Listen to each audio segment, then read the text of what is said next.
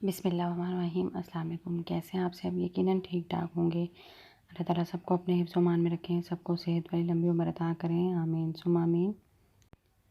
दुआ देनी चाहिए, एक दूसरे को दुआ देने से आपकी अपनी तकलीफ़ें भी बहुत ज़्यादा हद तक कम हो जाती हैं। और जैसा कि आप लोग मेरे हाथों को देख रहे हैं, मेरी ख़ुद की तबीयत बिल्कुल ठीक नहीं है। काफ़ी टाइम से मैंने वीडियो भी नहीं बनाई है।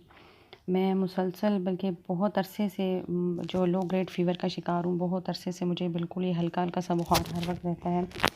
और जब मैं चेकअप करवाती हूँ तो सम टाइम डॉक्टर कह देते हैं कि टाइफाइड है, और कुछ डॉक्टर्स देते हैं कि टाइफाइड नहीं है। मतलब जब चेकअप होता है, रिपोर्ट्स आती हैं, टाइफाइड पॉजिटिव आता है, लेकिन उसके बावजूद सम डॉक्टर ये कहते हैं कि आपको टाइफाइड है। और कुछ लोग ये कहते हैं कि हम इसको मानने से ही इनकार कर देते हैं। इस टाइप का कुछ टाइफी जो है वो टाइफाइड का जो टेस्ट है वो ब्लड टेस्ट वो ख़त्म हो चुका है वह कुछ पिछले कितने अरसे से।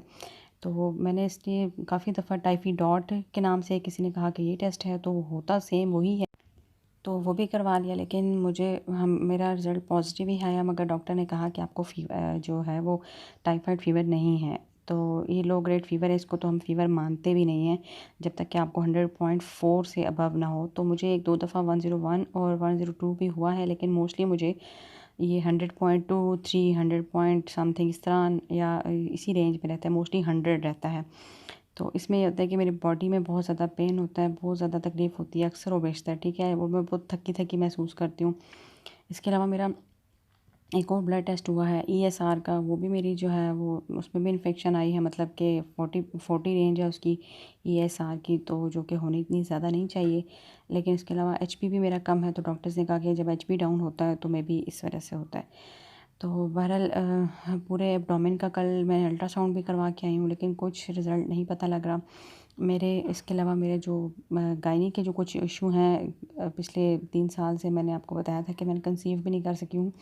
तो मेरा उसमें है कि पॉलीसिस्टिक ओवरी है, और राइट ओवरी में मेरे जो है वो सिस्ट है, जिसका साइज़ भी काफ़ी ज़्यादा हो चुका है। मतलब कि उसका साइज़ है 48 इंटू 37 मिलीमीटर। तो जो कि मुझे बहुत ज़्यादा मतलब बज़ाहिर तो कोई पेन या कुछ इस तरह नहीं है इशू, लेकिन थोड़ी सी इरेगुलरिटी है।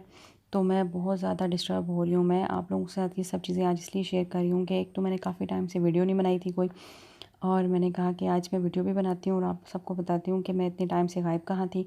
दूसरा ये कि मैं भी आप लोगों में से कोई एक बंदा भी जो ये सब जानता हो कि इन सब की वजूहात क्या हैं और मैं क्यों हर वक्त लो ग्रेड फ़ीवर का शिकार हूँ, तो काइंडली प्लीज़ मुझे कमेंट्स करके ज़रूर बताएं कि इसका क्या रिज़ल्ट है, कैसे ये ख़त्म हो सकता है, और क्या इसका ट्रीटमेंट ले सकती हूँ। क्योंकि मैं ठीक है, वो तो सिस्ट के लिए तो मैं ट्रीटमेंट मेरा जारी है, उसके लिए तो मैं मेडिसिन ले रही हूँ। लेकिन कभी भी किसी भी बंदे को सिस्ट हो या कुछ भी इशू हो, खैर मुझे जब सिस्ट का इशू नहीं भी था, ये तो मुझे अभी हुआ है, लेकिन नहीं भी था तो भी मुझे लो ग्रेड फ़ीवर रहता था। तो ये भी नहीं कह सकते कि इसकी वजह से हो रहा है। तो ये इसका मुझे एंटीबायोटिक्स लगे हैं, 3 इंजेक्शन मैंने दिन के लगवाए हैं। ये आप देख सकते हैं वीडियो में, मेरा लेफ़्ट हैंड जो है वो स्वेल हुआ हुआ था, पहले उस पे कनोला लगा हुआ था। आई डोंट नो उसे क्या कहते हैं, लेकिन आम लैंग्वेज में शायद इसे पता नहीं कनोला ही कहते हैं। मैं तो फर्स्ट टाइम मतलब इस सब ट्रीटमेंट से गुजरी हूँ, तो आई डोंट नो इसे क्या कहते हैं। तो ये जो है मुझे इंजेक्शन इसमें लगते रहे हैं, और फिर दूसरे हाथ पे मेरे राइट हैंड में वो शिफ्ट हो गया। तो फिर उसके बाद उधर इंजेक्शन लगते रहे। इस तरह मैंने 5-6 दिन तक जो है ना, सुबह शाम ये 3 इंजेक्शन मेरे लगते थे, 2 सुबह और 1 शाम को।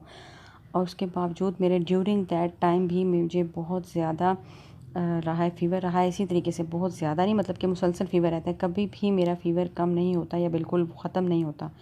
कम तो हो जाता है जैसे, लेकिन जो जैसे वो एक होता है ना कि टेम्परेचर की जो एक रेंज होती है नॉर्मल, उससे मेरा उस पे कभी भी नहीं आता। तो आप लोग काइंडली मुझे ज़रूर बताइए कि इसका क्या सॉल्यूशन है और मुझे क्या ट्रीटमेंट लेना चाहिए। कोई आपको वजीफ़ा पता है, कोई आपको देसी टोटका पता है, कोई आपको कोई दुआ कोई डॉक्टर का पता है, तो काइंडली मुझे बताएं कि किस तरह की मैं मेडिसिन लूँ। और सिस्ट के लिए, और ये जो पॉलीसिस्टिक ओवरी है, लेफ़्ट ओवरी कहते हैं डॉक्टर्स के, पॉलीसिस्टिक है, और कुछ डॉक्टर्स तो वो कहते हैं कि लेफ़्ट ओवरी बिल्कुल ठीक है, अनरिमार्केबल है, कुछ भी नहीं है इसमें। जबकि जो राइट है वो उसमें आपकी सिस्ट है, जो कि मैंने बताया आपको 48 इंटू 37 मिलीमीटर है। और मुझे उसका कोई ख़ास पेन भी नहीं है, कोई इशू भी नहीं है, लेकिन उसके बावजूद मतलब थोड़ी सी एबनॉर्मेलिटी है तो सही वैसे, लेकिन उस तरह से सच पेन नहीं है। इसके अलावा इचिंग हो रही है, एगिंग नहीं हो रही, इचिंग हो रही है बहुत ज़्यादा बॉडी में मुझे। और मे बी ये भी इसी ही की रीज़न है। बाकी बॉडी जो है मुझे वो भूल ही जाती हूँ कि क्या कहना था। मैं मुसलसल 15-20 दिनों से बिस्तर पे हूँ, कोई काम नहीं कर रही घर का। अगर करती हूँ तो थोड़े बहुत अपने और अपने हस्बैंड के कपड़े धो लेती हूँ, जो कि मैंने आज भी ज़रा से धोए हैं। तो ऐसा में खाने-पीने का मुझे कुछ काम नहीं, सब खाना मेरे सामने आ जाता है और मैं उसे खा लेती हूँ। और मैं कुछ भी इसके अलावा काम नहीं करी, मैं मुसलसल बिस्तर पे लेटी हुई हूँ। आज मुझे थोड़ा-सा अपना बेहतर लग रहा है, लेकिन वो भी इस तरह होता है कि मॉर्निंग में मैं मोस्टली बेहतर होती हूँ, 12-1 के बाद में ज़्यादातर तबीयत ख़राब होती है। आज मुझे अभी तक तो बेहतर लग रहा है, मैंने अभी टेम्परेचर दोबारा नहीं चेक किया, लेकिन जो है ना हो जाता है टेम्परेचर, फिर भी होता है। अभी आज मुझे थोड़ा-सा पेन है, लेकिन मुझे समझ नहीं आ रही कि मैं साँस लेती हूँ तो चेस्ट की तरफ को थोड़ा-सा अंदर की तरफ को कहीं पेन हो रहा है। इसके अलावा बाल बहुत ज़्यादा गिर रहे हैं, कुछ समझ में नहीं आ रहा है कि क्या मेरे साथ हो रहा है।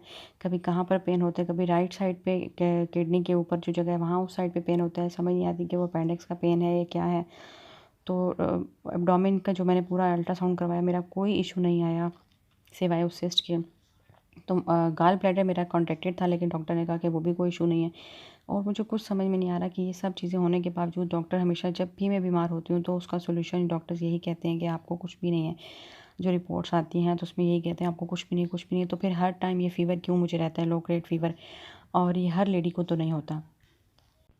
क्योंकि कुछ डॉक्टर्स का ये कहना है कि ये लेडीज़ को टेम्परेचर इतना नॉर्मली होता है, लेकिन वो कह सकते हैं जब उनका ओव्यूलेशन टाइम होता है तब होता होगा, या कोई और लेडीज़ के 100 मसले होते हैं उस टाइम होता होगा। लेकिन मैं अच्छी खासी मतलब समझदार हूँ, मुझे इतना पता है, इतनी सेंस है कि मुझे हर वक्त ही रहता है, कोई बहुत कम ही टाइम में शायद ही।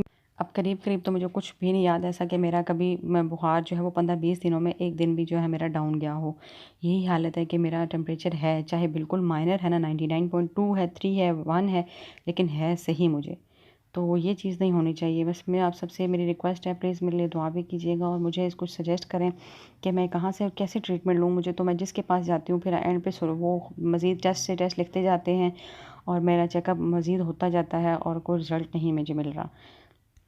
चलिए जी, मिलते हैं इंशाल्लाह ताला नेक्स्ट वीडियो में। तब तक अपना बहुत सारा ख्याल रखिएगा, मुझे दुआओं में याद रखिएगा। मेरे चैनल को सब्सक्राइब और लाइक ज़रूर कीजिएगा और मुझे कमेंट्स करके बताइएगा प्लीज़। अल्लाह हाफ़िज़।